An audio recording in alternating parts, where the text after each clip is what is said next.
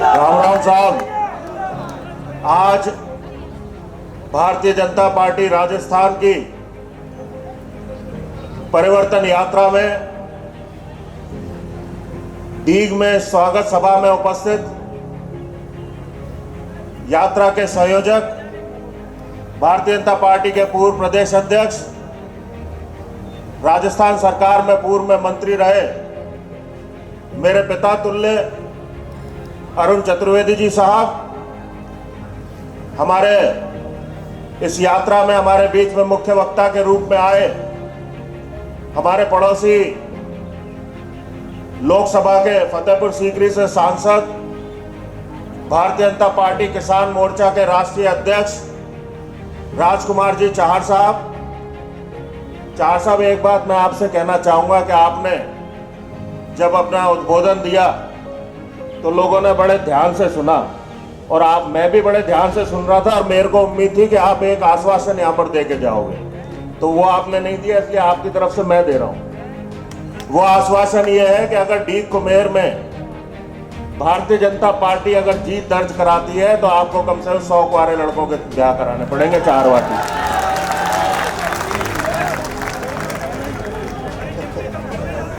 और बढ़ा दो भैया गिनती, 1000। हमारे बीच में मंच पर उपस्थित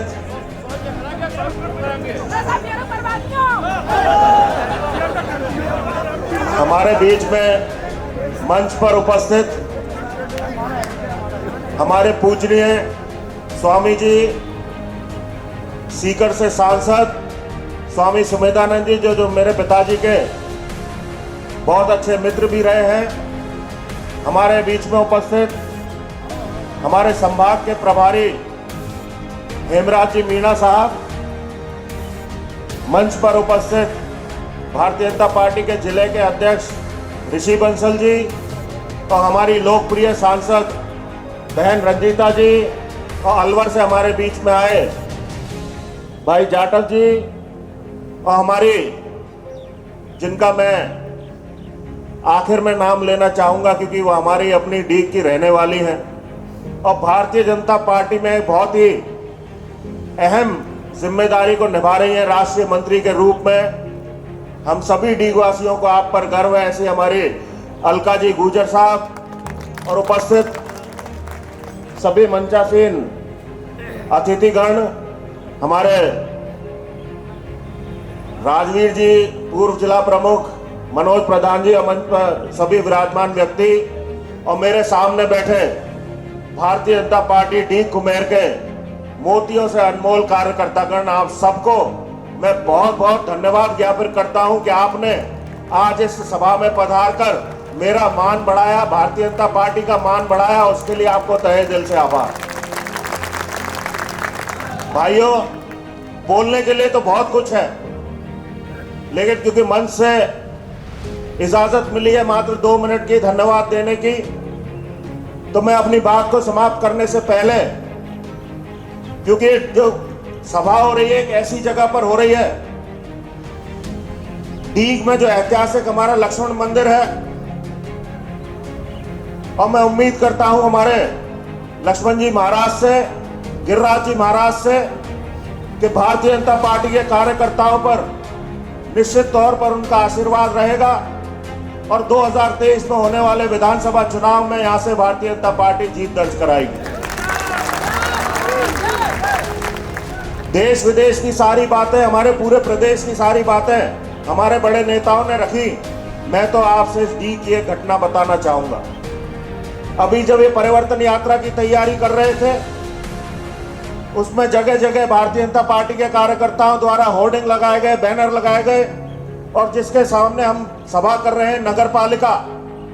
इस नगर पालिका के चेयरमैन साहब द्वारा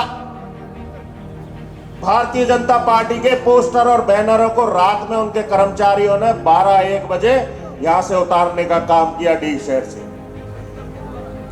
लिफ्ट के द्वारा।